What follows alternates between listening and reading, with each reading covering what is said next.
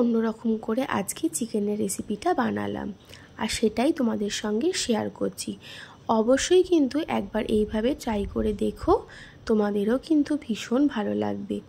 তো দেখো, সবার ফার্স্টে নিয়ে নিয়েছি চিকেন, যেগুলোকে ভালো করে ধুয়ে নিয়েছি। এবারে এটাকে নুন, হলুদ আর লঙ্কার গুঁড়ো আর সাদা তেল দিয়ে মাখিয়ে রেখে দেব এই আধ ঘন্টা মতন। তো দেখো, দিয়ে দিলাম নুন, হলুদ আর লঙ্কার গুঁড়ো আর সামান্য একটু 2 টেবিল চামচ মতন সাদা তেল দিয়ে চিকেনটাকে মাখিয়ে রাখবো আধ ঘন্টা।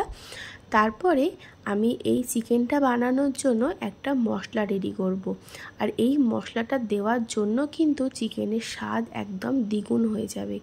তো সবার ফার্স্টে এখানে 1 গ্লাস মতন দুধ নিয়ে নিলাম একটা সসপ্যানের মধ্যে। তারপরে দিয়ে দিচ্ছি একটা বড় সাইজের টমেটো, আর দিয়ে দিচ্ছি একটা বড় করে কেটে রাখা পেঁয়াজ, সামান্য একটু আদা, যেটুকু আমার মাংসতে লাগবে সেইটুকু আদা, আর দেখো রসুনও দিয়েছি কিন্তু। দিয়ে এটাকে একটুখানি গ্যাসের ফ্লেম লো টু মিডিয়ামে করে একটু ফুটিয়ে নেব। আর এই দুধের সঙ্গেই কিন্তু এই আদা, পেঁয়াজ, রসুন, টমেটো এগুলোকে ভালো করে সেদ্ধ করে নেব।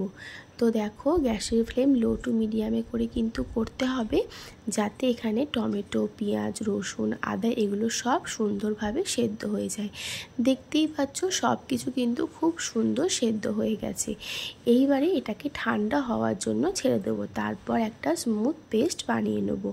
তো দেখো, দুধটাও কিন্তু শুকিয়ে নিয়েছি ফুটিয়ে ফুটিয়ে, কারণ এই দুধটা কিন্তু শুকিয়ে নিতে হবে। খুব বেশি দুধ হলে তখন পেস্ট করা যাবে না, পেস্ট করা যাবে এইরকম ভাবে দুধটাকে ফুটিয়ে শুকিয়ে নিতে হবে। তো দেখো, তারপরে দিলাম মিক্সির জারের মধ্যে, ঠান্ডা হওয়ার পর ঢেলে দিলাম, সামান্য একটু বাটিটা ধুয়ে জল দিলাম, আর তার আগে দিয়েছি কিছু শুকনো লঙ্কা ঝালের জন্য, দিয়ে দিচ্ছি 4 মগজ, আর দিলাম কয়েকটা কাজু।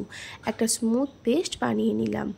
এইবারে রান্নাটা শুরু করব। কড়াই দিয়ে দিচ্ছি সাদা তেল, তেলটা গরম হলে দিয়ে দিলাম শুকনো লঙ্কা আর গোটা গরম মশলা আর তেজপাতা ফোড়নটাকে ভালো করে ফ্রাই করে নিয়ে এখানে দিয়ে দিচ্ছি মিহি করে কুচিয়ে রাখা পেঁয়াজটাকে দিয়ে পেঁয়াজটাকে বেশ ভালো করে ভেজে নেব। গোল্ডেন ব্রাউন করে কিন্তু পেঁয়াজটা ভেজে নিতে হবে।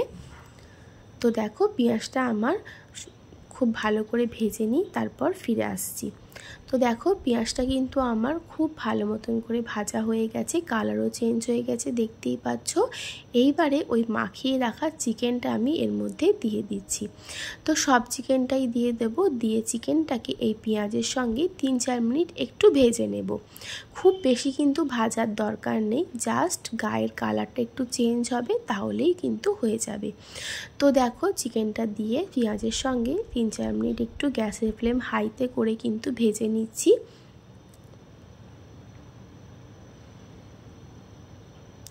তো দেখো, চিকেনটা কিন্তু পেঁয়াজের সঙ্গে ভাজা হয়ে গেছে। এবার কিছু গুঁড়ো মশলা এখন অ্যাড করছি। দিলাম হলুদ গুঁড়ো, ধনের গুঁড়ো, জিরের গুঁড়ো, আর দিলাম কাশ্মীরি রেড চিলি পাউডার, দিয়ে আবারও চিকেনের সঙ্গে এই গুঁড়ো মশলাগুলোকে একটু ভেজে নেব।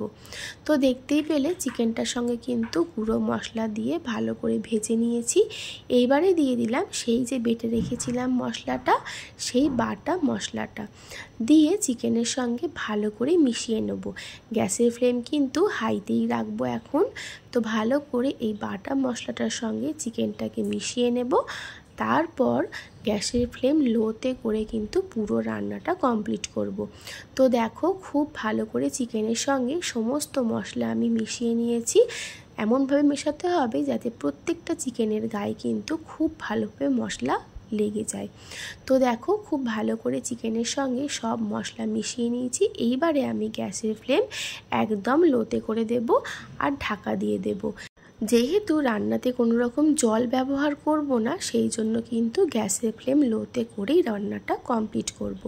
তো দেখো, 5-7 মিনিট ঢাকা দেওয়ার পর চিকেন থেকে কিন্তু বেশ ভালোই জল রিলিজ করেছে। একটু মাঝে মধ্যে ঢাকনাটা খুলে কিন্তু নাড়িয়ে চাড়িয়ে দিতে হবে, না হলে তলায় লেগে যেতে পারে, যেহেতু এর মধ্যে কাজু বাদাম 4 মগজ রয়েছে সেই জন্য।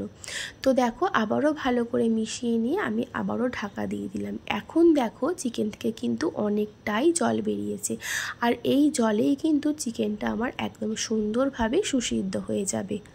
তো আবারও ভালো করে মিশিয়ে দিচ্ছি, দিয়ে কিন্তু আমি আবারও এটা ঢাকা দিয়ে দেব। 5-7 মিনিটের জন্য ঢাকা দেব, কারণ চিকেনটা কিন্তু এখনও খুব ভালোভাবে সেদ্ধ হয়নি আর মশলা থেকে কিন্তু তেলও রিলিজ করেনি, সেই জন্য এটা কিন্তু আবারও ঢাকা দিয়ে কিছুক্ষণ রান্না করে নিতে হবে। তো এই সময় দেখো চিকেনটা কিন্তু আমার খুব সুন্দরভাবে সেদ্ধ হয়ে গেছে আর মশলার যে কাঁচা গন্ধ সেটাও কিন্তু চলে গেছে। খুব ভালো মতন করেই কিন্তু আমার মশলাটাও চিকেনের সঙ্গে গ্যাসের ফ্লেম লোতে করে কষানো হয়ে গেছে। এতে কিন্তু কোনো রকম আমি জল ব্যবহার করব না, ঠিক এই রকমই রাখবো। তো দেখো খুব ভালো করে মিশিয়ে নিলাম, চিকেনও একদম সুন্দর সেদ্ধ। টেস্ট করে দেখেছিলাম সামান্য একটু নুন লাগবে, সেই জন্য এখানে সামান্য একটু নুন অ্যাড করে দিলাম লাস্টে। নুনটা দিয়ে ভালো করে মিশিয়ে নিলাম। এখন কিন্তু গ্যাসের ফ্লেম আমার লোতেই করা আছে, হাইতে কিন্তু করার কোনো দরকার নেই, লোতে করেই কিন্তু রান্নাটা কমপ্লিট করতে হবে। তো দেখো খুব ভালো করে আবারও মিশিয়ে নিলাম।